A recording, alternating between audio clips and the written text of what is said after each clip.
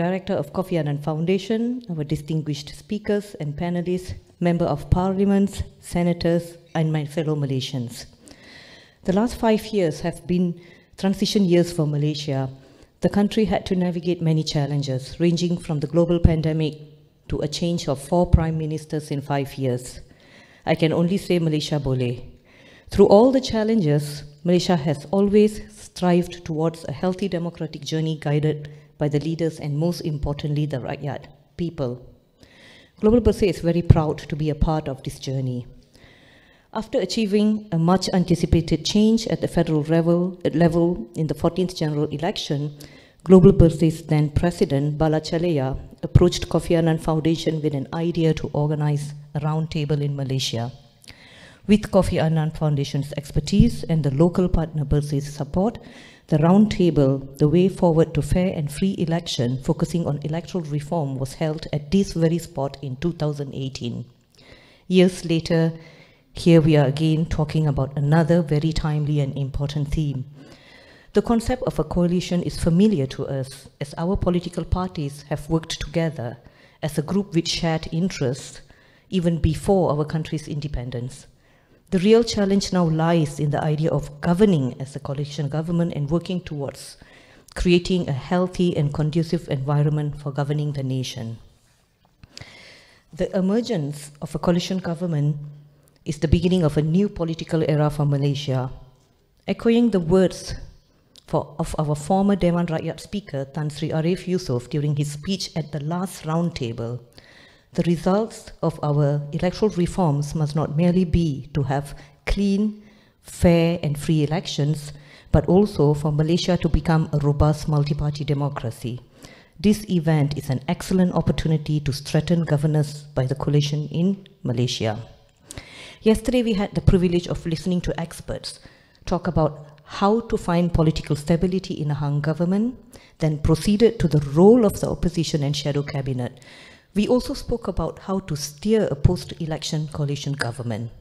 I took note of 5 top terms that were repeated throughout the day: transparent conduct, code of ethics, public participation, check and balance, respect, constructive opposition, and trust. I know that was more than 5, but I liked some of the terms and didn't want to leave them out.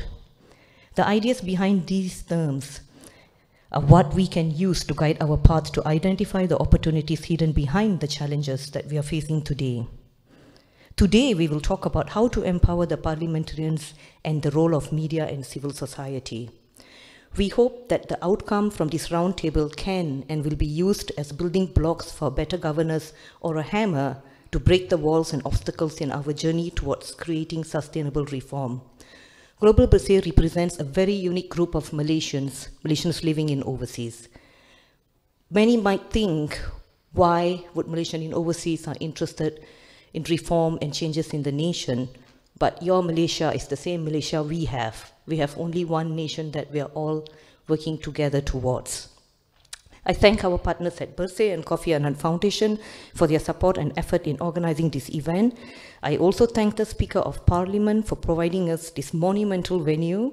Thanks to the European Union, the High Commission of Canada, the Australian High Commission for their support in making this event successful. Thank you to the fantastic panels and speakers and of course all the volunteers that made this so successful.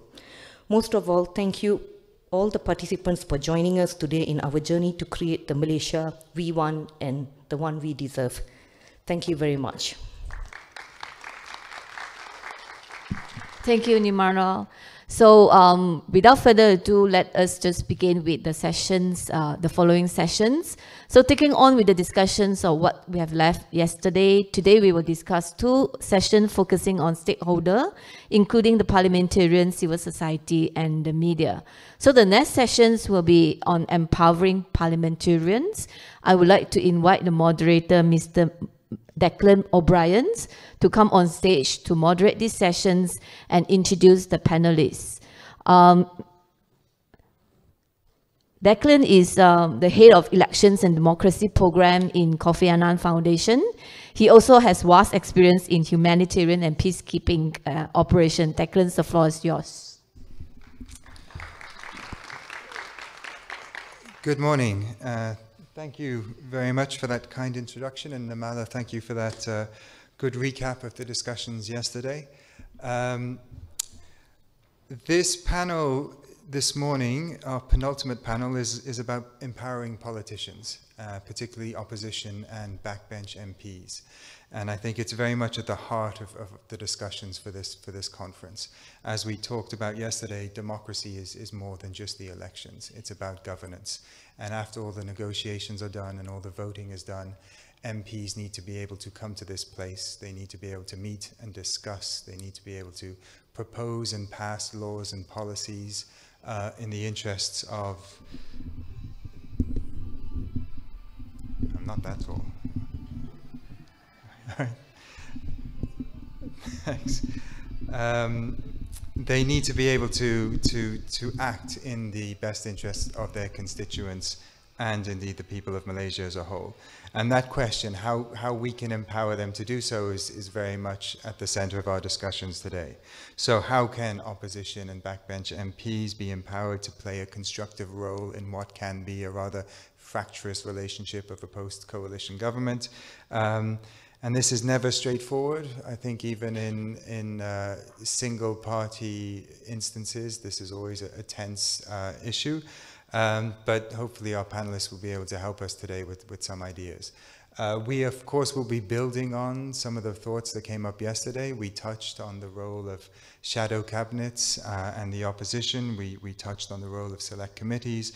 And there were some questions around how you can ensure oversight within a post-election coalition government.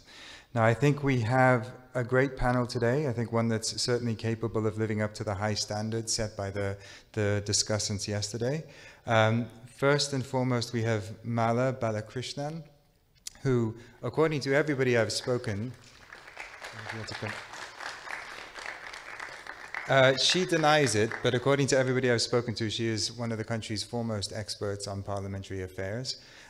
She is a lawyer by training and currently a research fellow at the UN Sustainable Development Solutions Network, and also the principal facilitator of the National Democratic Institute. So, Maya, you're very welcome. Next, we have Kelvin Yee, who, as I understand it, is a doctor, a lawyer, and a member of parliament. So his parents are very disappointed, I'm sure. He served as the special advisor to the Minister of Health, also as chair to the Parliamentary Select Committee on Health, Science and Innovation. But previous to that, he was also on the Committee on Budget and now serves on the Committee of International Trade and Relations. And last, but actually first, is Markku Jokisipilä, who is director of the Center of Parliamentary Studies at the University of Turku in Finland. He is a highly regarded commentator and academic and political expert on Finnish political history and politics. And it's particularly timely, I think, that we have him with us today because, as some of you may know, Finland held an election just over a month ago, I think it was, and are currently in the process, several parties are currently in the process of negotiating a post-election coalition. So it's great that we have him here to be able to benefit from his expertise. And without further ado, I'll turn over to him to make our initial presentation. Thank you.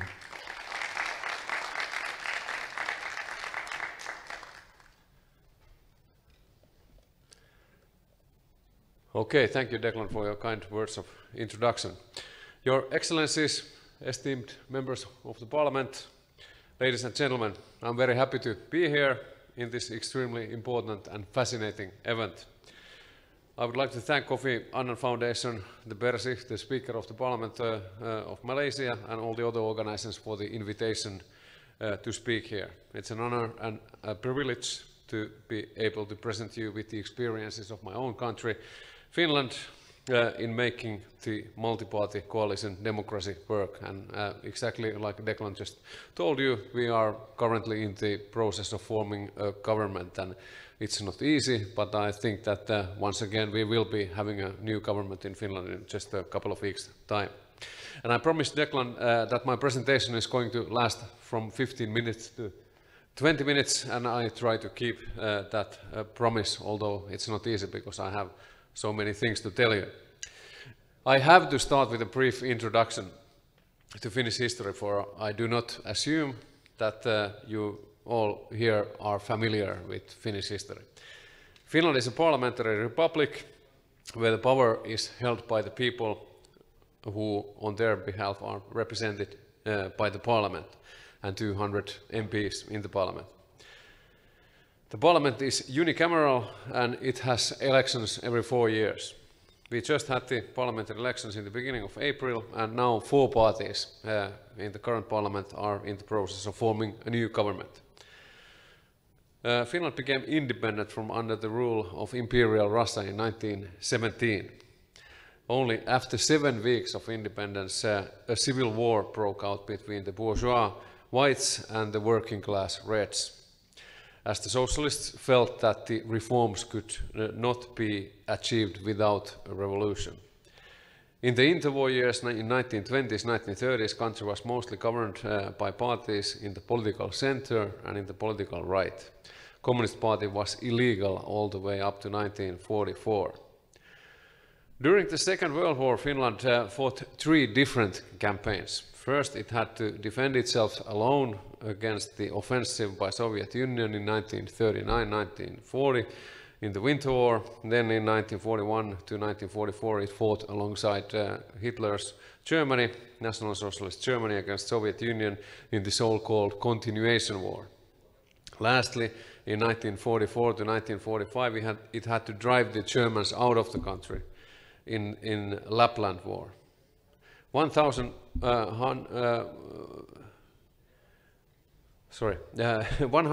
Finns lost their lives during the war years. Country had to cede large areas to Soviet Union. But the country remained independent and it didn't abandon its democratic constitution at any point in time.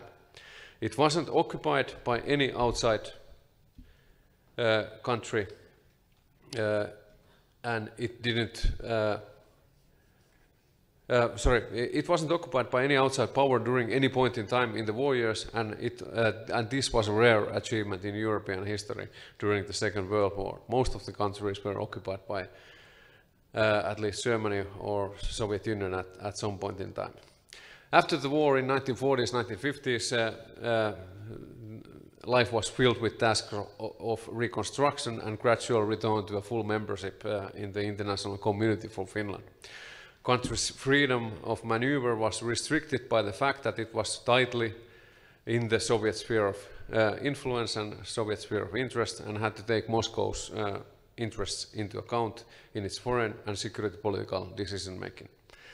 Finland was not a member of the Warsaw Pact, but a neutral country, although Finnish neutrality was considerably more restricted compared, for example, to that of Finland's western neighbor, Sweden.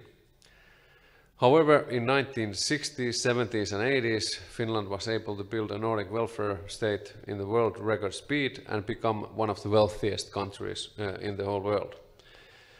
The most important political axis of cooperation was the axis between the Social Democrats on the one hand and the Centre Party, the former Agrarian Union, on the other. Political culture was marked by the strong position of the President of the Republic, who was in charge of foreign policy, who was nominating the governments, and who even had the power to dissolve the parliament and order new elections. The current Finnish president no longer has this power. With the end of the Cold War and dissolution of Soviet Union, Finland was able to head west with full speed and became a member in the European Union in 1995, January. After Russian invasion of Ukraine in February 2022, this Western orientation was finalized when Finland applied for membership in North Atlantic Treaty Organization, NATO, and became a full member only a month ago. This was a major turning point in Finnish foreign and security policy, as the country had been militarily non-aligned for 78 years. Today we are a typical Western European country with strong commitment to rule of law, basic rights and individual liberties, aging population and high tax percentage. In parliamentary elections, we are using the proportional representation with votes counted with the Hont system, meaning that the number one candidate gets the total number of votes for the whole list as his or her comparison number. Number 2 gets the half, number 3 1/3, number 4 1/4, and so on. The candidates are committed to party lists, but the voters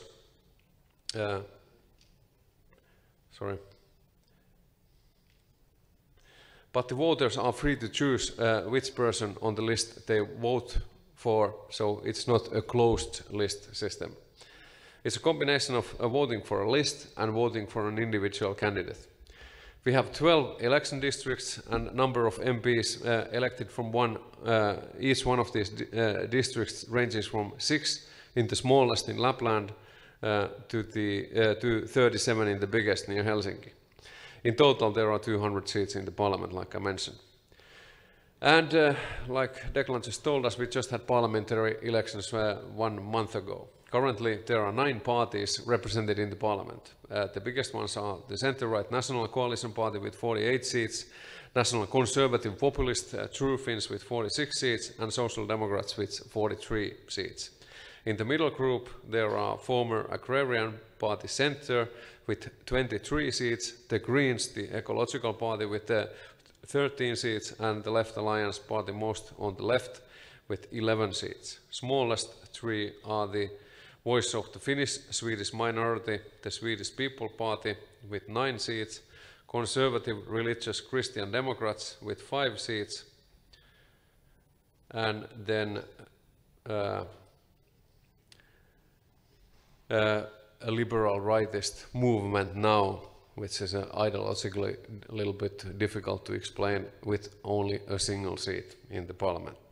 As we speak, 4 parties, namely National Coalition Party, True Finns, Swedish People's Party, and Christian Democrats, are in the process of negotiating a coalition agreement and forming a new government.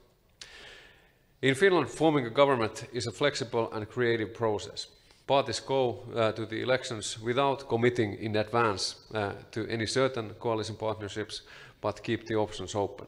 It all depends on what the election result is. Usually, the biggest party becomes the prime ministerial party, and the second or the third biggest party takes the position of the main coalition partner. During the past 30 years, prime ministers have come from the 3 traditionally biggest parties, that is National Coalition Party, Social Democrats, and the Centre Party. Almost all imaginable coalition combinations have been tried and have been in use, with all the parties, at least in principle, ready to become coalition partner with any other party represented in the parliament. Any Finnish coalition government in the most recent history has had at least 3, sometimes even 5 or even 6 parties. Never in the history of Finnish parliament has a single party held a majority position. Biggest parties used to be bigger than they are now. For example, Social Democrats with 63 seats in the 1995 elections. It happened in several elections that the 2 biggest parties had together the majority, that is 100 seats or over. However, after the elections of 2007, no party has been able to pass the 50-seat threshold. If the 4 parties currently in the negotiations manage to form a government, they will have 109 seats between them in the parliament. We don't have the instrument of constructive vote of no confidence that we discussed yesterday in the context of Germany. However, we haven't had a vote of no confidence in 66 years because the governments have ruled by strong parliamentary majorities. The last time we had a minority government was in 1977, and it looks like there won't be any continuation to this practice anytime soon. The only and most important task of putting the government feelers out seems to be to reach a good parliamentary majority that is well over 100 seats for the coalition. My task today here was to talk about how to empower both the government backbenchers and opposition MPs in a hung parliament, to explore how they could play constructive roles in parliamentary committees, individual members' bills and initiatives, and non-governmental business time. I first have to disappoint you by telling that the power of opposition in Finland has dwindled down during the past 30 years significantly. In the beginning of 1990s, the minority protection quota legislation was abandoned in Finland.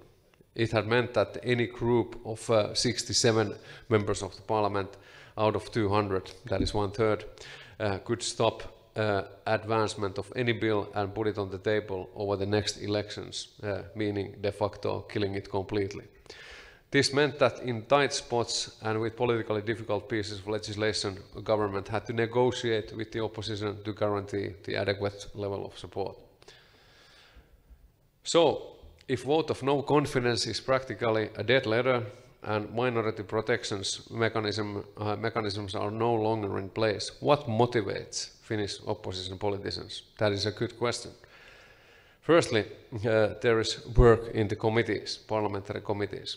Committees are the place where an individual candidate still has the possibility of genuinely influencing the contents of a particular bill of legislation.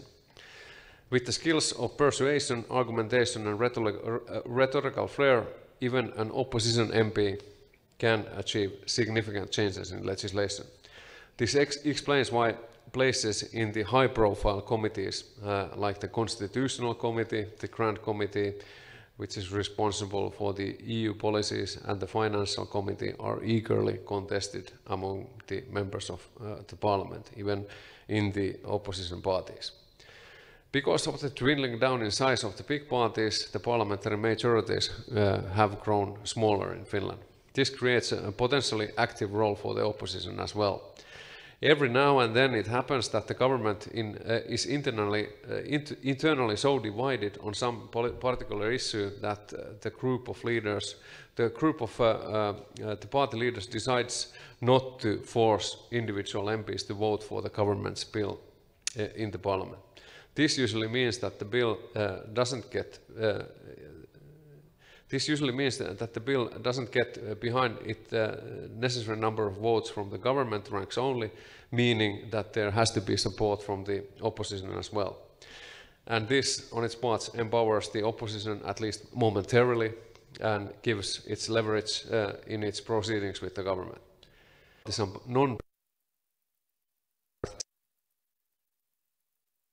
to motivate the individual posts that in the parliament is the common ground. The idea of the better future is the same. There might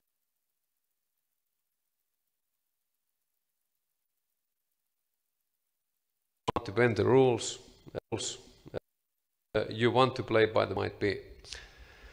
This differing political opinions. There has to be certainty that all political obey the rules set in the law. That coalition must be the same. In Finland, all political parties know that in 4 or 8 years, at most, they might have to cooperate as a coalition partner with any other party. They might have to cooperate as a coalition partner with any other party in the parliament. Parties in the government know that the current opposition parties will be in the next government or in the government after that. That brings forth a realization and conviction that while in the government you have to rule in a civilized manner. Aim to do the work is critical.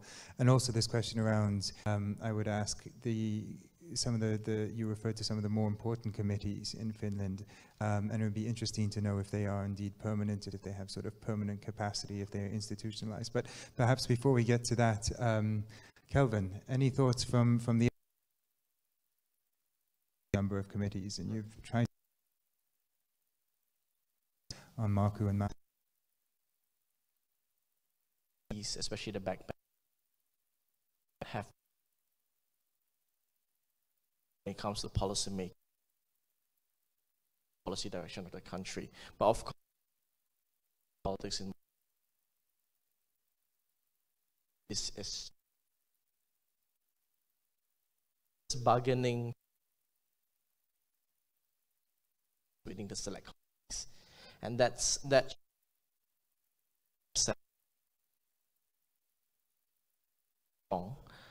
in bargaining aspirations is what we call development funds. money.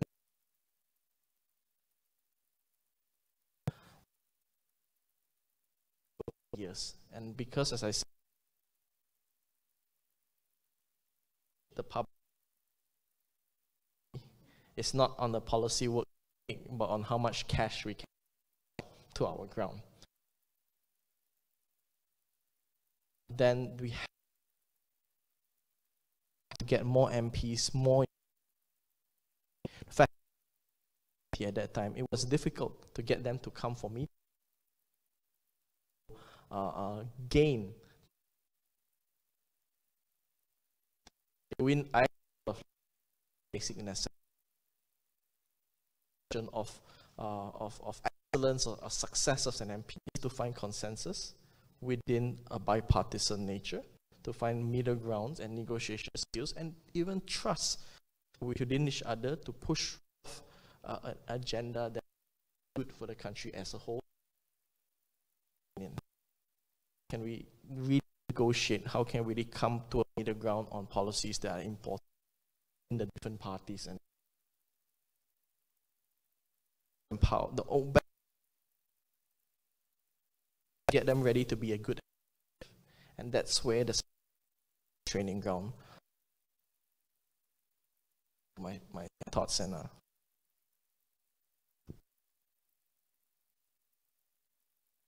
I think you're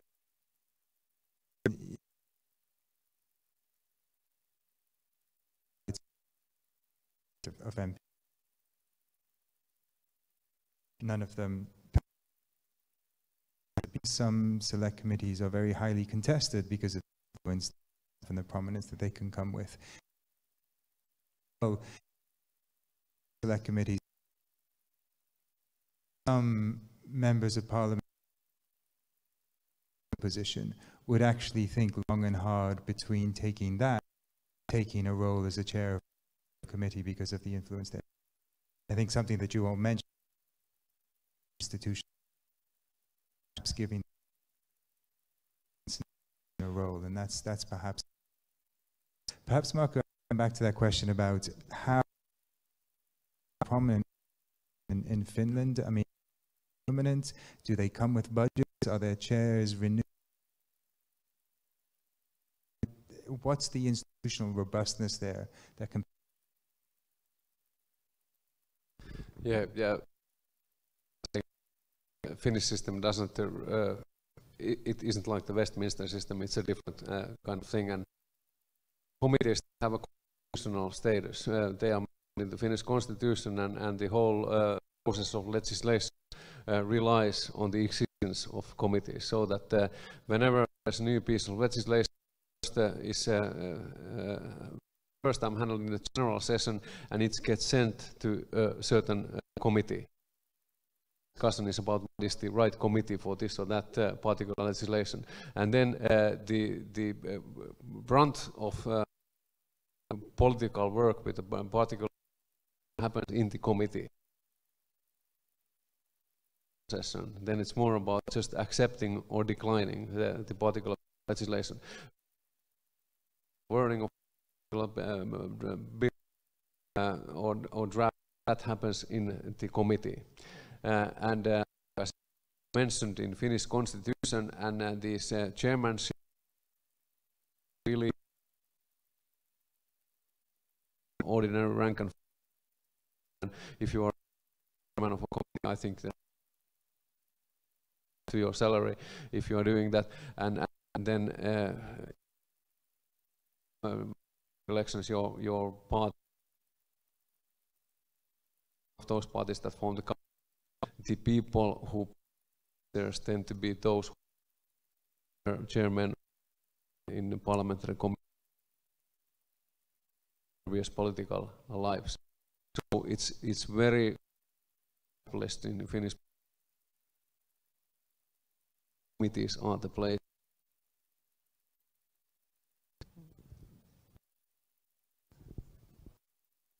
Question I had sort of linked to that, but also linked to this point of the. As I understand it, in Malaysia, there aren't actually committee places for every MP to serve on a committee. Is there space to increase that so that everybody has that opportunity to learn, as you said, to be?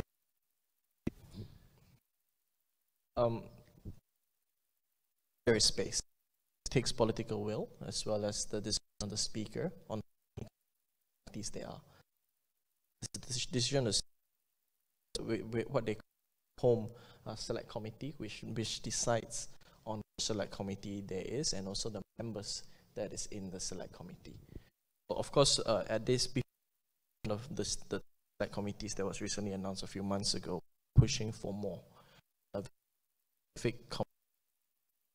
We'll select committee, but then at the end of the day, the committee decided they ministries within the government. Again, not a bad model, but I believe that hopefully in the future, more backbenchers, many backbenchers, especially backbenchers, they came to me and said, how can we get more involved in the select committee? Which is, I see something positive, because there is a greater appetite, especially the young generation of MPs, to be part of this legislative process. If I could just add to that, I think, yes, there are only select committees, which, as Kelvin says, are various, but most of them quite bloated. The scopes of each of these committees are, they shadow more than one ministry, they shadow several ministries, they shadow half of one ministry and then a few other ministries, you know. And could there be more? Should there be more? Yes, obviously, yes, there should. As Kelvin says, there is an appetite, I think, for more, but we also have to be a little bit pragmatic. The Malaysian Parliamentary Select Committee system is still fairly nascent. The resources are not there yet. And I'm talking about both human resources as well as financial resources. We haven't quite established the necessary institutional requirements to make sure that these can run effectively in the long term. So they should be. I think we should all take the position that these first 10 are only a first 10, and with the potential to develop them moving down the line. But I do think, if I could also just respond to Kelvin's point, if I may, about building interest within MPs and politicians to actually take up these positions. And I think really perhaps one of the clearest ways to do that is to show that these committees can deliver results, that there is value from sitting in these committees. Now, of course, committees roughly do two types of work: pre-legislative work and post-legislative work. And save for Kelvin's committee, Health Committee, that he sat on and chaired, very few committees in the past have actually been successful or clearly successful in the pre-legislative stage. Not even in the post-legislative stage, but comparing the two, very few committees actually were given access during the legislative process, the passage of bills, to review bills. That was a huge problem. And I think if we can expand on that, if we can concretize the powers of these committees to do that, then the benefits are far more apparent. And the benefits are almost immediate. You can see the value of the work you do, I think, in these committees. Just on that point then of expanding and concretizing, and also, I appreciate that it's in its nascency at the moment, but in terms of that, the point you made about the sort of broad scope of some of the remits of these committees, would you, in an ideal world, and obviously not immediately, but would you advocate then that each ministerial position would have its own select committee, that it would be sort of, each one would be matched by a specific oversight committee? Well, I think we should probably move towards that direction, but there are obviously some areas which are cross-cutting, okay, right? If we look at the issue of human rights, for example, is a very good example. It doesn't sit necessarily under a specific minister or ministry, and one would imagine that we should have, I believe, as a permanent standing committee, a committee that covers human rights, including, and also, of course, the issue of constitution and constitutionalism being another potential area. But yes, ideally, we should move towards a situation of ensuring that as few ministries are, as little overlap as possible in the mandate of and the scope of committees. But the other thing to also remember is that the cabinet structure changes. We don't really have a fixed, we have a few ministries which are fairly standard and fixed across different administrations, but oftentimes these switch. So we need to be aware of that too. Yes, just to give you a little bit more information about Finnish system, any parliamentary committee has the constitutional right of inviting any minister from the government to inform it on a particular issue. For example, if there's a piece of legislation that demands the presence of foreign minister, even the healthcare committee has the right of inviting a foreign minister to come and speak there. And Finnish ministers, they tend to take this rather seriously to inform the parliament, and this is also dealt by Finnish publicity.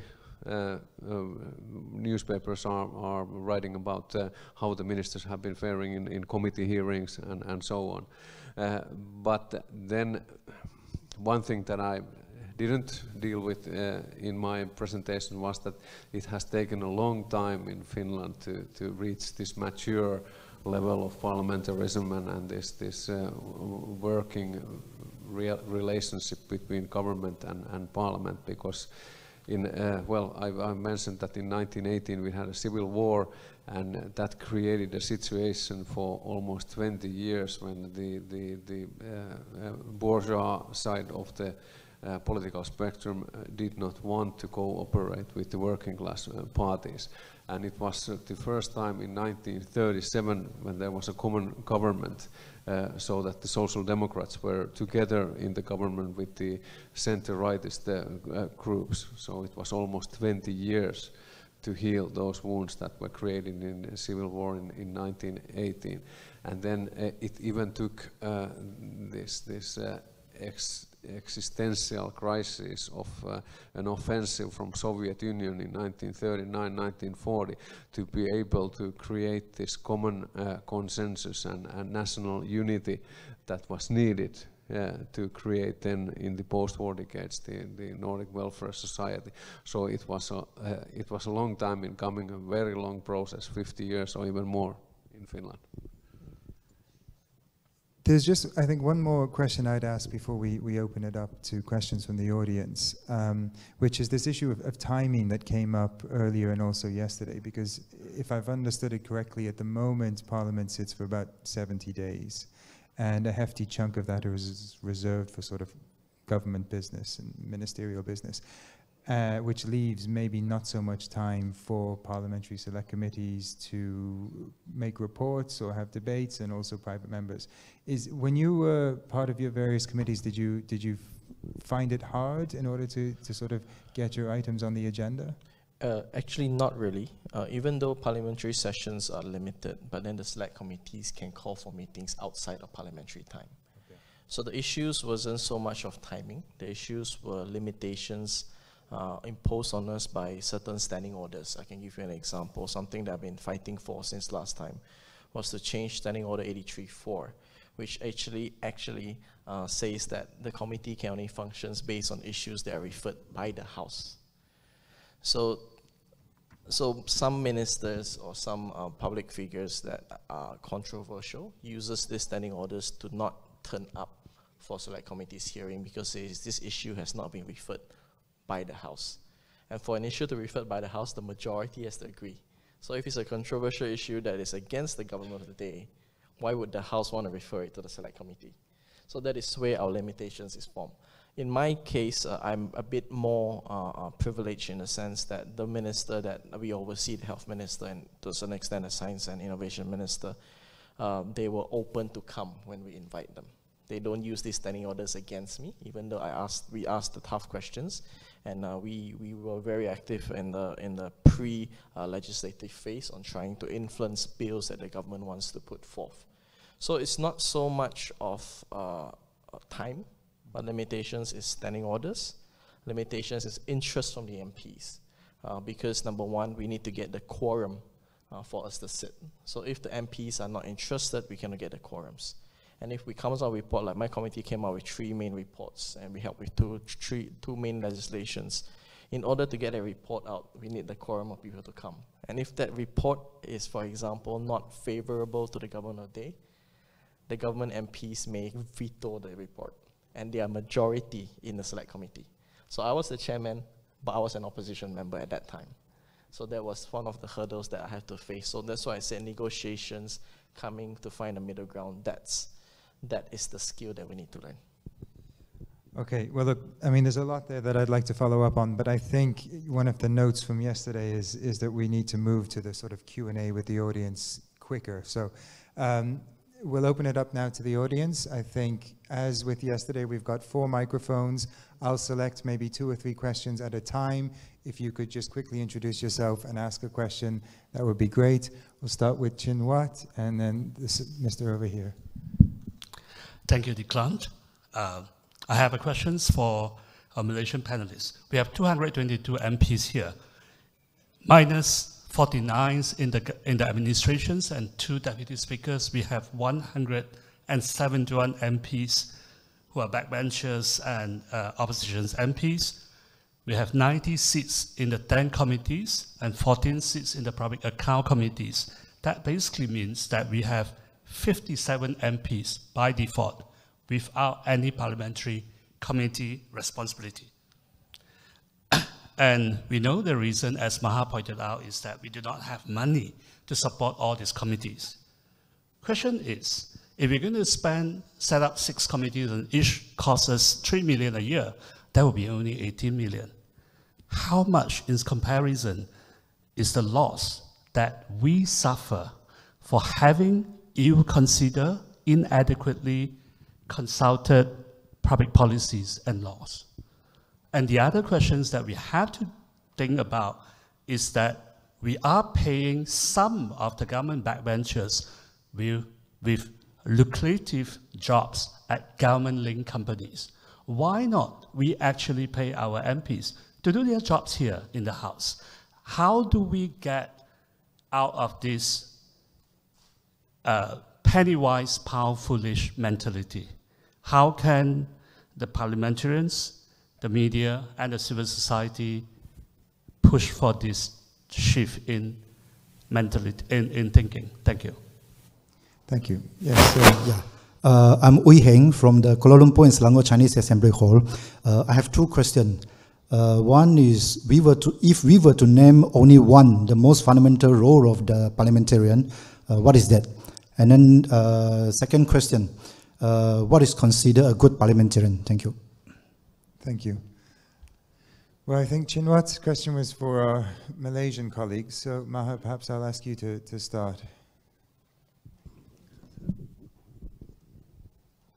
Yes, so I'll deal with the second point first. It's a little easier to answer. Yes, I do agree that we need to remunerate definitely committee chairs and even deputy chairs, I think, because of the amount of work that goes into it and that we're hoping these committees will now engage in. And of course, there are examples from other Commonwealth, Westminster type parliaments. In Australia, I think they remunerate both the chair as well as the deputy chair. And I believe in the UK, the chairs get an additional allowance, if I'm not mistaken. And I'm sure there are more examples, which I can't come to mind at the moment. So that's the second question. Now, on the first one, yes, so Chin Hua, you've of course commented on this publicly often. The fact that we have MPs really whose full potential are not being utilized. And this is also, of course, then really a waste of time. At the end of the day, there is so much that can be achieved through committees. And I would say even more so in a multi-party coalitional government structure that we currently have. Because, and this has been discussed by others before me, far more luminary people, that committee work and parliamentary work can actually be a platform for coalitions to police their bargains and to do so in a fairly stable political setting. So it is a loss of opportunity if we don't take advantage of that. What I would suggest is a practical solution, while hopefully we move towards a position where our parliament can be better resourced, is let's not forget that these 10 committees, with their very wide scopes and mandates, could actually increase their members, the number of members that each committee has. And within that, to form even subcommittees. They have that power within the current standing orders. And perhaps in that way, expand the amount of work that they're capable of doing. But this is even so, it's not an alternative to actually creating more committees with more clearer shadowing abilities. Yeah.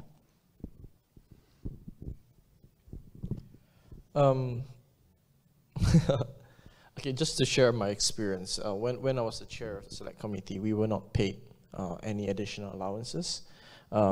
Eventually, at the end of the term, they did pass in the home committee, they say they'll pay a certain meeting allowances to the chair. But then I think the parliament was dissolved after that. But either way, I agree. As a politician, asking for more pay is always a sensitive issue in Malaysia. But I think the reality is we need to really give enough resources and to a certain extent incentivize whether the chair or the deputy to run a select committee, because there is a lot of work that actually goes into it. And we need to properly remunerate the work that has been done. I also agree in the sense what Ching Huat brought up, in the sense that I think that resources should be channeled mainly towards incentivizing MPs to be part of select committee and policy making processes rather than positions within agencies or even GLCs. But again, as I said, the mindset of Malaysia and the Malaysian expectations of politicians, that needs to change. Because sometimes the incentive of being in an agency, for example, is that I have political gains. I have access to the machinery of the agency where I can go into the ground and push my certain political agenda. And that's the reality of it. And that is why most politicians, I have to admit, prefer to be in such agencies rather in the select committee. Because such select committee is seen as an elite work rather than what the ground expects. So this is a mindset that we have to change, and hopefully resources properly channeled to where it matters, where Parliament is. And it's not just paying, actually I rather not be paid, but rather that locations be given into the research staff of the committee itself. That actually relieves a lot of our work, because even as a chairman, I had to go through the documents, do the research with my team and everything. And that's basically the big chunk of the work that has to be done. But if Parliament could invest into what we already have, but they themselves are also limited, but then if we can enrich and empower them, I think that's something that is good overall for the country and also the Parliament. To Heng's question, what's the main role of a parliamentarian? Again, depends on who you ask. As I said, we have grown up in this mindset, and I don't blame the people, because this is what we have conditioned. They have been conditioned by us politicians to be. It's easier to control if they are dependent on you. So if my job is just to dish out money, I don't have to be the smartest, I don't have to equip myself, I don't have to expand my knowledge, I don't have to challenge myself to be better, I just need to find money to give out money. So that is where, if we do not change that mindset, we will be stunted in our parliamentary democracy, in our parliamentary process, in our policy making process, and the country cannot move forward, especially how to get more parliamentarians involved in policy making. What Ching Huat mentioned just now, EU advised policies, I don't think people have really done a study to quantify the impact of it, but I would assume a lot of it has certain effects. Like, I'm very proud to say, when we were involved in a bill that has not been tabled, which was the tobacco control bill, the famous with the Generation Endgame in Malaysia. That bill itself, we went through the committee, and 70% of the bill itself was changed based on recommendations of the committee.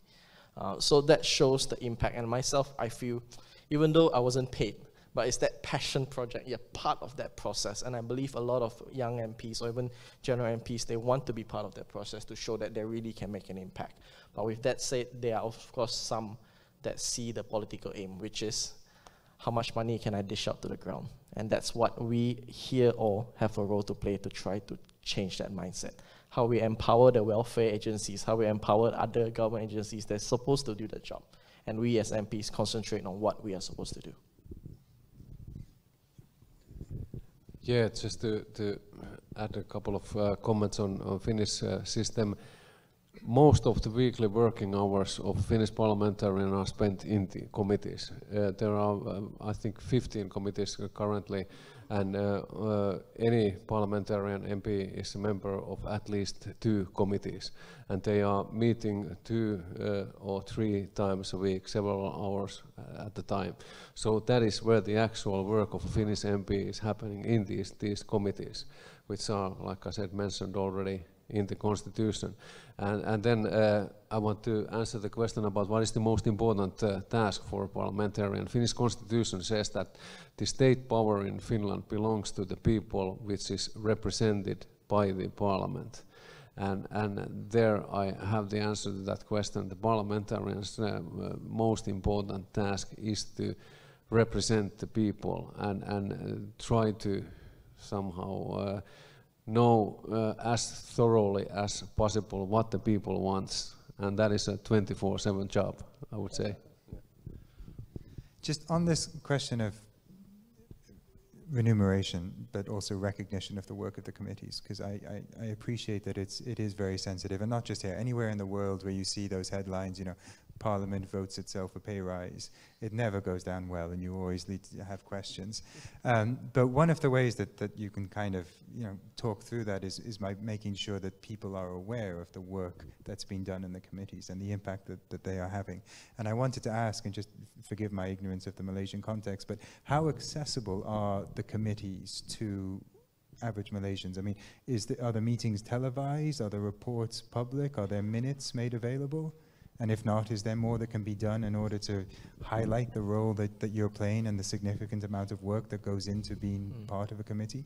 And this is something that, very good question. This is something that we have been pushing for, is for our select committees proceedings to be televised. Currently it's not. Only the main plenary session is televised. There are arguments to it. Okay, one argument is that if things are televised, then politics come into it, in the sense that certain MPs want to show off to their constituency, and it becomes more confrontational than constructive discussion. One of the good things in a select committee, there's no cameras. So I don't have to show, I don't have to play to my gallery, I can really discuss on policies. That's one argument. But I don't stand on that argument. My argument is I believe everything should be publicized, everything should be transparent. The only transparent thing, the only report that comes out to the public is when we have agreed upon the report. In a sense that we have done the proceedings on a selected topic or a selected bill, then if it's approved by the committee, as I said, to get a report, we need that consensus as well. Once it's approved, then it is released. And once it's released, the minutes of the proceeding will be released. Of course, before it's being released, it has to be sent to the different agency or the different stakeholders that have been involved, and they have a right to refuse certain things that can be redacted from the report. So that's the current practice in Malaysia. I think it can be improved. Yes, let's take some more questions. The lady here, perhaps the gentleman standing up, and then the lady in the back, and then you, sir. Who's first? He or me? You. Okay, thank you very much. Good morning. My name is Yoklin, Ho Yoklin. I'm from All Women's Action Society. OAAO, not OLD. Okay, in short, it's AWAM. We have talked a lot about the structure currently in the Parliament, the Select Committee. But I think that one of the core issues that really concern us is the political structure. That is, starting from young, right? In Malaysia, our children are not taught the democracy in the schools. And why we were taught about being honest. But when they grow up, working in society is not the issue anymore. Honesty is just by the way, or It's not there at all. So what I mean is that our parliamentarian, when they enter the politics through the political parties, what sort of criteria and quality are we talking about? And have there been any really substantive grooming process about how do you make policy, how do you argue, how do you serve your constituency? Just now, the gentleman just now asked, what is the role of the parliamentarian? So at the end of the day, people go to parliament, it's very lucrative. It's a lucrative business. You can make a lot of money through being an MP, and you just sit in the parliament and doing nothing at all. So what I mean, at the end of the day, even though we make a lot of changes currently, all right, it is a push and pull effect. If there is no push element at the other end, the pull, how much we're trying to do somewhere, it's going to take a year. I'm not saying it will not be taking shape, but it will, but it's going to take a year. So the consciousness of the Raya, of the people, have to be there, and also the political party, because that is the first, the primary, the kindergarten session for a politician. And I know that people just come into being just an assistant of the MP, then immediately say, I want to be an MP. And yet they are not aware of what is MP's roles about, because there is no training. A lot of NGO doing such training, but there is not from the political party. That may be, which I'm not aware of, but I think that the starting point actually is from where we were before we want to become a politician and advocates for a Raya representative, but also the political party is a very important doorstep for people who want to become a politician. Thank you, that's my view. Thank you. Sorry, excuse me, ma'am, thank you very much for your comment. This is Senator Ras. I think it's unfair for you to say, I'm from the upper house, I think it's unfair for you to say that it's a lucrative business, because we do it because we are here for the people. So I beg to differ on that. I'd like to correct that, if you don't mind. Thank you very much. Senator, while you have the microphone, actually, I understood that you had a question as well. Yes, thank you. I'd like to ask Marco, I have the privilege of meeting him yesterday. We chatted a bit. You mentioned about we have to respect the different opinions and attitude of compromise and being invasive in downfalls in government. But I'd just like to ask you a bit about in Finland. We are very happy to see a lot of women leaders in the government.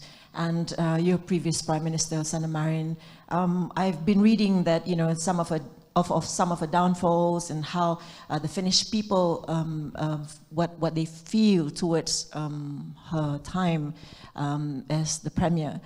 Perhaps you could share with us on that, and perhaps what is the future of women parliamentarians in the government? Thank you. Thank you. So, and then I think we'll take one more question. You can answer, and then we'll come to you afterwards. Good morning and thank you. My name is Yitfei from Agora. The question is more about accountability of the select committee that you have been talking about.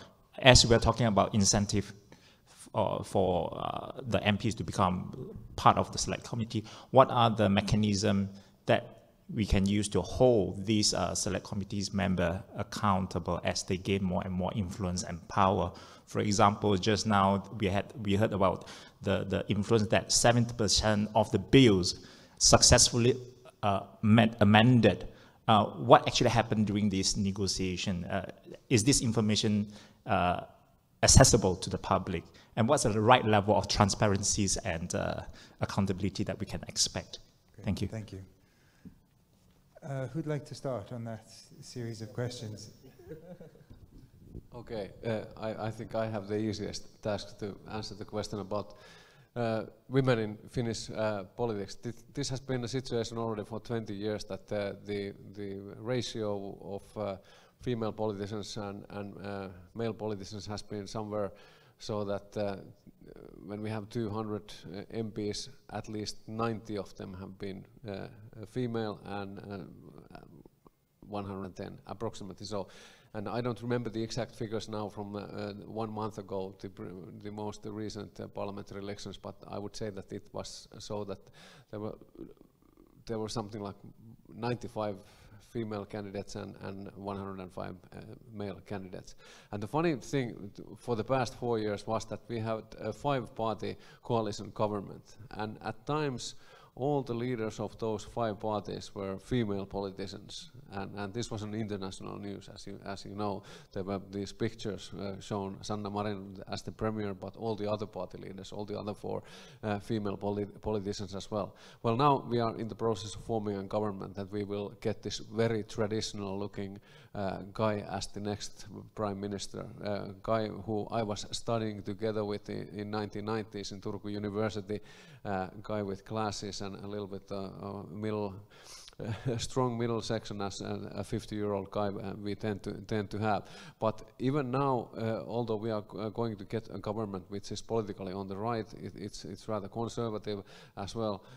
3 other party leaders will be female politicians. So this is a very Scandinavian thing, and something that is typical, has been typical for Finnish politics for quite some time now, that the most or the majority of the most important politicians have been now female politicians for quite some time now. But it has taken time, because when you look at the Finnish constitution, I would say that from 1960s, 1970s onwards, the situation was so that there have been no legal constraints on a Finnish female individual of reaching as high a position as possible in Finnish society. But it didn't happen overnight. Still in 1990s, there were many ministerial portfolios that had never been held by a female politician.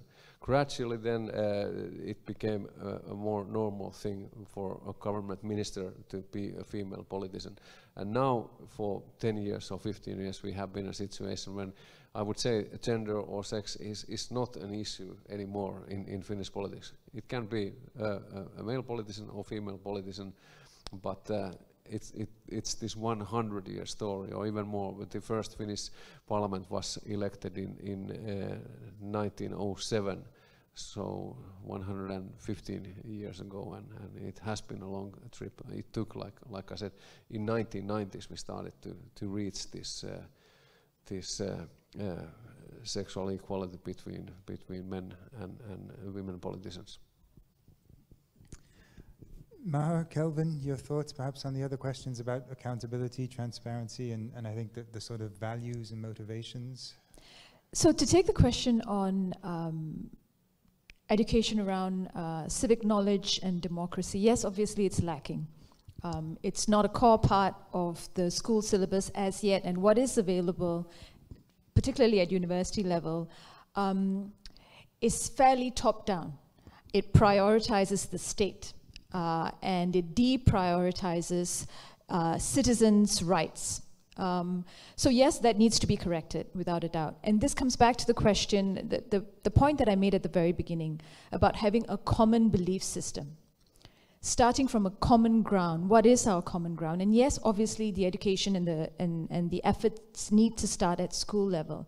Now, in terms of what's happening with MPs, I can't speak to the level of training that they get at a party level. I'm sure it varies from party to party and from time to time. But I can say that we have seen an evolution where that's concerned post-2018. Now, the parliamentary rules are complex. The parliamentary process is complex.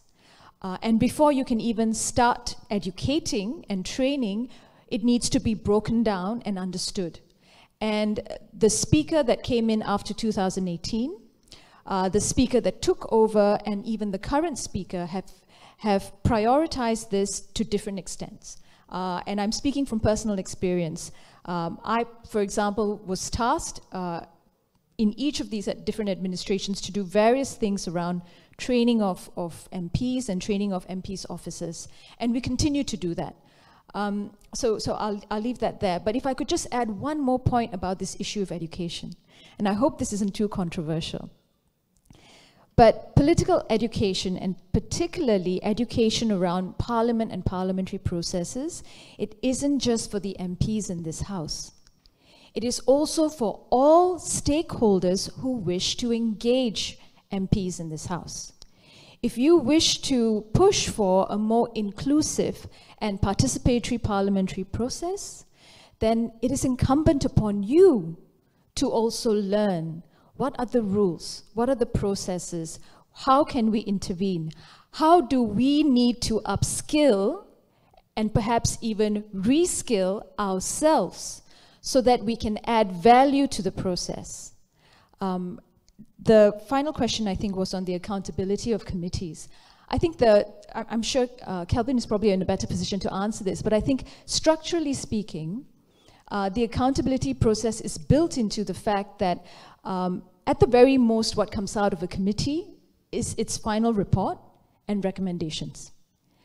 For it to have any sort of permanent impact or effect, it still needs to, well, if we're looking at a pre-legislative stage, it still needs to be presented to the House and accepted by the House, if we're talking about pre-legislative stage. Just a brief comment about how to be a parliamentarian. In Finland, Finnish Parliament offers this educational introductory course to all the people who get elected to the Parliament, and I have been part of that course myself for 2 times or 3 times already, and now. And funnily, the main problem or obstacle with that course is that we don't get the new parliamentarians to attend. They are nowhere to be seen when these courses are being held. Thank you so much. First and foremost, thank you for the questions and issues that's been raised. I know one of the concerns raised was whether parliamentarians earn a lot of money being in Parliament. And well, we know it's not true, but we have to acknowledge this is the perception that the public has, and this is something that we need to address and even to educate. I believe that education, especially civic education in Malaysia, has to be reformed. The fact of the matter, my batch, many years ago, the only time we learned about the role of an MP or even a state assembly was in a subject called Pengajian in Form 6, when that's 18 years old. And many students do not go to Form 6 because they go to either pre-college, A-levels and stuff like that. So they actually never learn the role of an MP of an ADUN until they have to vote sometimes. So this is where we need to reform. Actually, there were a lot of conversations talking about reforming our civic education, especially after the implementation of only 18. I believe that it should be taught in school, especially what parliamentary democracy is, not on partisan politics, but on participatory politics. How can we as the people be involved with the democratic process and everything? So this is something that we need to really look in, and it's not just a role of a parliament, but it's a role of all ministries. I like what the parliament did the past few days, where they had this Rumah Terbuka, open house of parliament. I think this gives optics or even an image that parliament is close to the people. A lot of times, you know, people are scared to come into parliament. Many other parliamentary countries that I visited, parliament buildings, people just walk in. People just come in, they don't have to dress their Sunday best. They just come in what they're wearing on that particular day, and they can observe the proceedings. In Malaysia, of course, I understand the culture, I understand the context, I understand certain issues, but then the perception is far from the people, and I think this is something we need to change. So an open day, it's a good move, but I think more has to be done to get it to close that gap between the people and MPs as a whole. I think to answer the question on accountability mechanism, as I said, the one thing I would like to see, especially this term, and I myself will be lobbying very hard with the speaker, is to change the standing order for sessions to be live streamed, televised. And to a certain extent, I think that's where we MPs remain accountable to the people. The competency, our competency, the things we say, what we bring to the table, the inputs that we have, and this is supposed to challenge us so that we get better in what we do. Currently, as I said, there are a lot of hurdles and limitations. The only transparency or at least accountability is when a report is being released. And to release a report is not easy. The fact is I have 2 more reports that is pending in the Health Committee, but it cannot be released because I'm no more part of the Health Committee. So all the efforts that we have done in it will not be made public knowledge. One is the review of COVID-19. And the other one is a review of the Infectious Disease Act that they wanted to increase the fine. So there are a lot of process to get it through. But sadly, the Parliament dissolved before we managed to get it through. I hope talking to the upcoming new chairman of the Health Committee to bring it up and then at least get the report out. So it's very post-work rather than during the work kind of thing. And that's where we need to move forward and have some reforms and improvements. I hope that answers your question. Thank you. Okay, we'll take another round of questions. We'll start with the lady here.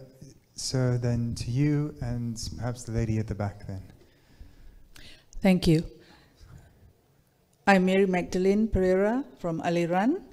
I just want to pick on a salient point which came up in yesterday's presentations as well as today's, and just touched on also by Yoklin just now on values. So our distinguished speaker today also talked about the importance of having a political culture with common aspirations and values. Maha talked about common belief system, and YB Calvin talked about mindsets.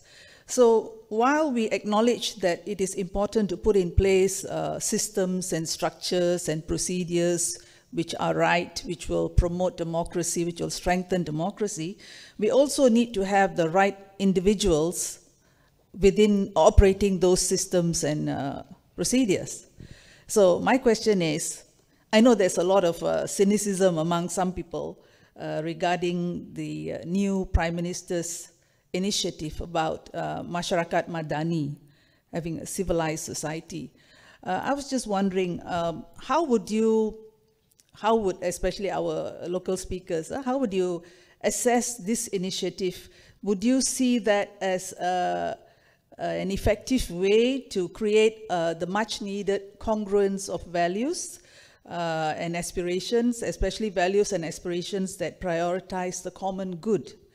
This initiative is not just for parliamentarians, but for ordinary Malaysians to realize that the emphasis is on integrity, on good governance, on sustainability, and the fact that we as voters must take ownership of the future of our country, and whoever sits in Parliament, we are the ones who put them there, and therefore we are the masters of our destiny. So how would you assess the success, or do you have confidence in this initiative of the Prime Minister in promoting this congruence of values based on good governance, integrity, and sustainability? My second, can I have a second question? Just very quickly, perhaps. Yeah, my second question is in relation to what the distinguished speaker yesterday, Mr. Chris Hayes, talked about, one of the ingredients of having an effective opposition, and which is discipline, unity of purpose. I was just wondering, how would you strike a balance between party discipline and autonomy of backbenchers and opposition MPs to vote according to their conscience? How does that work in practice? Thank you. Thank you. Yes, sir, please. Yeah, thank you. The topic for this session is empowering parliamentarians. So my first observation is that it seems that the answer from this morning discussion is the only solution is to set up select committees, because all the talking is about select committees. I'm sure there are some other ways. But having said there is select committees, but I don't think select committees is the O and N-O to it. Yesterday, one of the distinguished speaker, Wan Junaidi, former law minister, he has gone through the process of amending the law, even the constitutions, 2 times in his less than 2 years. He has done by engaging civil society, engaging parliamentarians from both of the parliament. That can be done without select committee. One danger of select committee, you look at the American system, a lot of committees, live telecast, they came in, mindset is fixed already, I'm going to achieve certain targets, not to listen, not to influence. So there's a danger to it too, right? My second point here is that the type of parliamentarians empowering them, we have to move back even one step further to the fundamental. What type of parliamentarians do we have? How is the process of parliamentarian being elected? I'm not sure about Finland or other countries, But in Malaysia, one of the serious problem, flaw in our system is gerrymandering. Our parliamentarians are elected by a constituency, physical geographical constituency. And there's a huge discrepancy where we are sitting, or Putrajaya, where the seats of power, has 42,000 voters, 42,800 voters, one member of parliament. Damansara, I think in this area, P106, has 240,000, one parliamentarian. My constituency in Sarawak Sibu has 120,000. The setup of Malaysia, going back to history, under Section 13, Section 2 of our Constitution, make it such a way, because Malaysia was a developing country, they want to help the rural area to develop faster, giving more funds through member of parliaments. That's what Kevin was saying. Parliamentarians tend to become service provider rather than policy makers. That thing has gone extreme. In 1957, our constitution has 15% guideline, limit of difference between the most number of voters and the least number of voters is 15%. That was reduced to 50% by 1976. The parliamentarian themselves entirely done away with. The system is being abused. How are we going to deal with it? And I think my challenge I throw to Bersih as the organizing people of this, and fighting for fair election, fair votes, one person, one vote, take up this challenge, rebalance, one person, one vote. Get rid of gerrymandering. Take that as a challenge. Thank you. Thank you.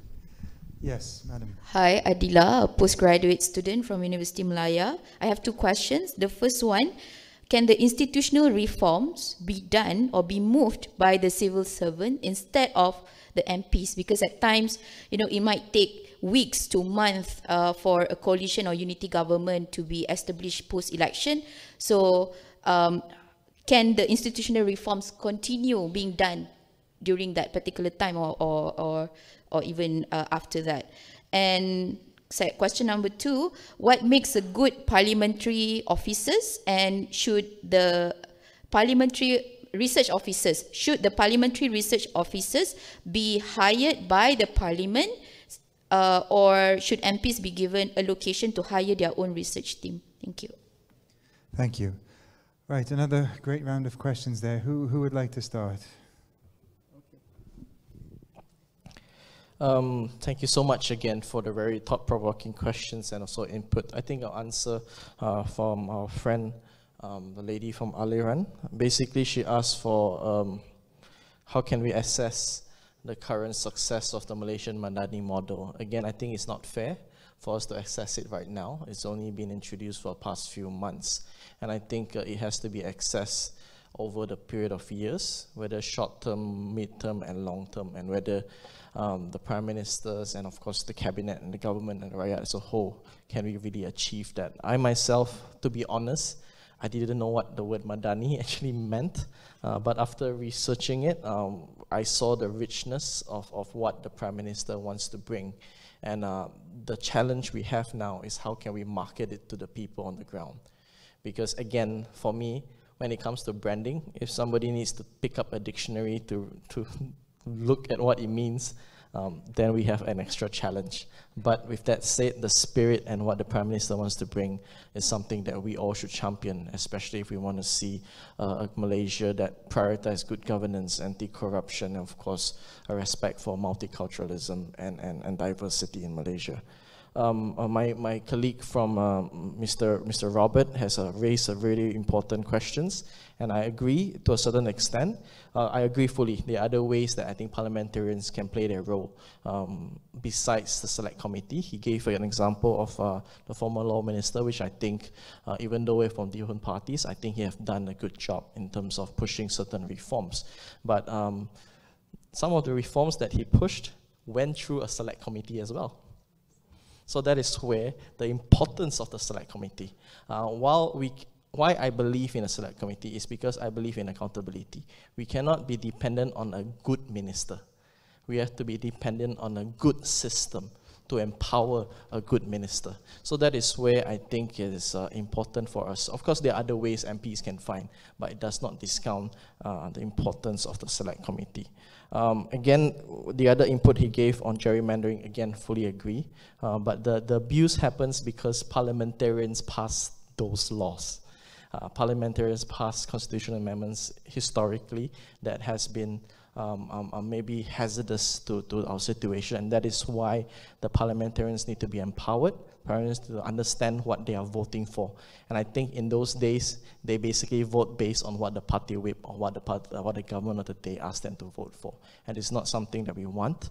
I understand that the other question was how to balance between autonomous or what we call conscious voting and party whip. I'm going to give you a very good, I'm going to give you a personal experience, at least in my party. Okay, my party is the DAP. My party leaders have never told me how to vote for only certain bills. Yes, budget, the main budget bill, vote of no confidence if there was, and important financial bills. Those bills which maybe can affect the stability of a government or the collapse or viability of a government, I think the whip comes up. But all the other bills I can share with good conscience, we were not told how to vote and not to vote. In most cases, a lot of the MPs, if they do not agree with a certain bill, they just don't turn up for the voting itself. So again, it may not be the best answer, but I think that's generally what is practiced, at least for my party perspective and also in Parliament. Sorry to add for the previous question, whether we were trained, get the education before becoming an MP. My party, again, sorry, because I only can share from a perspective of my party, we do have a lot of trainings for the officers, assistants. Even right now, we have a training program on public policy for transportation and urban planning for a group of about 30 young people within the party. So I think in each and every party there is their own political education, exposure and everything. So I had to go through that process as well before I was given the opportunity to run in an election. The last question was on parliamentary officers. Can constitutional reforms be done by civil servants? The groundwork can be done by civil servants. Look, civil servants are so important, very, very important. I always say this, if we empower the civil servants, if the civil servants were empowered, they were accountable, and they were given a mechanism to even keep in check their ministers, a lot of the scandals that happen in our country would not have happened. But with that said, for a reform or bill to pass, you need the MPs to pass it in Parliament. So that is why we cannot mutually exclusive say, can the civil servant do it at the expense of the MP, or can the MP do it at the expense of the civil servants?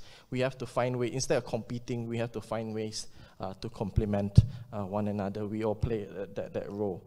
What makes a good parliamentary officer? Should research officers be hired by Parliament? Or I don't have a position on that. I think at the end of the day,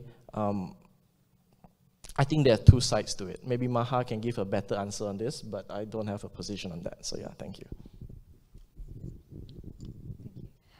Thank you very much for the question. So I'll take Mary Magdalene's first. I am of a similar view on the concept of Masyarakat Madani as Calvin. I think it's premature at the moment to discuss whether it is successful or could be successful or otherwise. But what I hope is that when we are looking at when we talk about empowering society, or when we talk about giving agency to society, specifically in terms of involvement in policy ideation, in agenda setting. Now, these things they don't happen in a vacuum. They need to be built into institutions, into the structures of institutions. So we do come back to institutional reform and institutional development. And I think because institutions obviously build culture, they support positive culture. And I think in terms of Parliament, coming back to Parliament, one of the key things that we really need to focus on, and I hope this government will focus on, is the recreation of an independent parliamentary service. That's essential. I don't think we can be assured of agency and independence from the executive until we have that. And if I can then just tie that back to Adila's question about parliamentary officers. Now, I think as a general rule, there should be, as I said, an independent service for Parliament with the power to hire and fire their own officers. In terms of research officers specifically, I think, you know, each MPs will have different views on this. Some may prefer to have their own research officers. Maybe, you know, they feel a better level of trust and understanding in that. But regardless of that, we do need to have, Parliament needs to have its own specialized research body, which it does, but it is severely undercapacitated and under-resourced. So that needs to be improved as well. Now, finally, on the point about empowering Parliament, yes, unfortunately, most of this discussion has focused on committees. I did hope that we could talk about other aspects, such as time for opposition time or backbencher time. And tied into that, the ability of MPs to put forward their own motions and their own, perhaps even bills. Now, but I do want to raise that point about Wan Junaidi, which actually Kelvin has already done. Now, not all MPs, not all ministers are Dato Sri Wan Junaidi in terms of his level of consultation. And as Kelvin has said, even he, as you heard yesterday, struggled. So you could have a consultation process with the most open minister possible, but if it fails in cabinet, then your only solution lies in the House, which is what happened with the anti-hopping laws. Now, the other problem with that is this, that currently in our executive, we do not have embedded either a structure or a culture of consultation with stakeholders. We don't. So it is very dependent on individual ministers. Now, I'll give you an example from the UK, if I may, very quickly. Now, in the UK, the culture has changed so much that now there are manuals and guidelines for ministries to actually put their draft bills, not the bills, but to try and send draft bills to the relevant committees in the House. So before it even goes to the House, just to get comments. Now, the committee can choose not to look at a draft bill and feedback comments to the relevant ministry. But at an executive level, that is how the culture there has changed over time. We're not even there yet. So I think at this point in time, we do have to place a lot more reliance on the work of Parliament itself in the scrutiny of bills. I believe that's all the questions. Yeah. Sure, but let's, and I think Marco wants to say a point about this actually, but let's take a moment maybe to go into some of these other ways, and particularly the point you mentioned about backbenchers. But Marco, just a quick comment. We in Finland, we have this independent information service in the Parliament, which I think it employs something to 20 to 30 people. And about gerrymandering, that is the most important criteria of the divide of the Finnish geographical area to different electoral districts. And the current number of people per one parliamentarian is depending on the district from 22,000 to 26,000 voters per one seat in the Parliament, and all the 200 seats are situated within this number. So, and whenever this changes, then the number of seats available in a particular electoral district changes as well. Thanks. Let's just pick up on this then. I think we will have time, a few more minutes for more questions too. But this question about individual members' bills. I don't think there's been one adopted or passed in Malaysia in the last 50 or 60 years. You referred to similar problems in Finland in terms of it being very hard, but you also talked about the benefits that can come with the opportunity, at least, to put a bill forward for debate and deliberation. How can that be rectified here? I mean, how could you create better avenues for individual members to put forward bills with a good chance that they would actually be taken up? Yeah, so I think we need to be a bit realistic. We have a parliamentary system. So this idea then, the idea of a parliamentary system obviously is that the majority in the House is the one that is in power at executive level, right? Basic principle. What that then means for private members' bills, and especially if it's an opposition bill, is that the chances of success are low. Now, that in itself doesn't mean that you don't create a process for it or a platform for it, because there are other benefits around the presentation, the discussion of private members' bills that can feed into better policies, right? And now I would draw a similar line to the proposing of amendments to existing government bills. Both processes should be improved in Malaysia. Now let's focus just briefly on the process for private members' bills in Malaysia. It is so onerous. It is so onerous because before you can even bring a bill to the House, you need to get the House's permission. So a member who wants to bring a private member's bill to the House must first put a motion in the House to ask for permission to bring a bill. And because it's a private member's motion, it falls to the bottom of the list in terms of agenda, and because I didn't touch on the point about timing in the House, and because the agenda of the House is completely governed by the government of the day, it usually only sets just enough parliamentary days for government business. There is no time at all for private members' business. So even getting that first motion through is a struggle and in fact impossible. So those things need to change. One of the ways you can try and address that is by setting aside and ring-fencing time within the parliamentary calendar for private members' business. And this would include not just the opposition, but also backbench MPs. So if you set, for example, half a day in a week, to start with, for private members' business, where you can bring up bills, you can also bring up other motions to discuss issues of interest, and also to discuss committee reports, which is something that is not fit into our agenda, our parliamentary agenda. So that too goes missing. So that's one way in which I think we can improve opportunities for private members, whether it's opposition or backbench. And that point also ties into the earlier question about how do you balance discipline, right? Party discipline, especially in a multi-party system, hung parliament, coalition politics, versus autonomy. Now, it is a struggle. It is a struggle, and the most that most MPs can do, as Kelvin says, is to just not be there during a vote, right? Now, the options that we've talked about today, setting up a committee system, as well as opposition time, is to me like a fuse valve. It gives an opportunity for, whether it's backbench or opposition MPs, to be able to air out their positions without necessarily affecting the stability of the government of the day.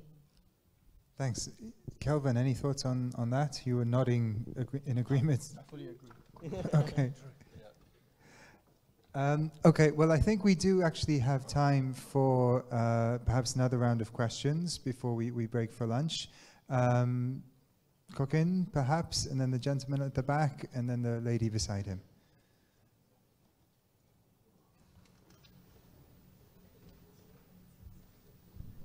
Hi, thank you everyone. Welcome back.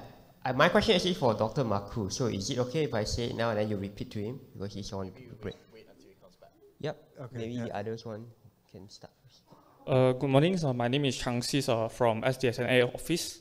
My question is more towards YP Kelvin's.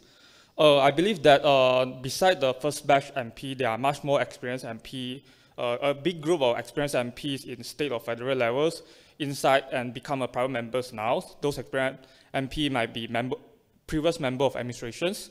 So I think your experience some of the tights in standing order, as you mentioned before, your frustrations. So may I know your plans or actions plans among the private MP or backbenchers to gather some of the consensus to push for the standing order reform? Because I think there are some of the proposed in the civil society, including much work done by Maha, but the power to amend the standing order lies in the MP. So how would you do to gather all the consensus so this amendment can be pushed and realized, not only urged and lobby to the Speaker office? That's the first point. Second point is much more about public funded parliamentary officers, not so much on parliamentary officer research itself, but also the officers for MP, because we know that many political talents is discovered through the service to MPs, probably the assistant stage in the early stage, but most of them are not well funded, especially not public funded, unlike some of the countries in UK or also in Asia's regions like Taiwan's. But if they are not public funded, you can't attract good talents to involve in political works. So is there any positions or thoughts on these issues, like public funded public funded MP assistant and officers? Thanks. Yeah. Hi, good morning. I'm Ferry Bell from an organization called Pusat Komas. Just a couple of questions, and one of it is like a lot of discussion today is very much related to the Parliament Services Act. So how far are we with this act? I know it was there and then it was removed, and today it's somewhere there floating. So how far are we to our local speakers? And secondly is we are speaking a lot on parliament reform.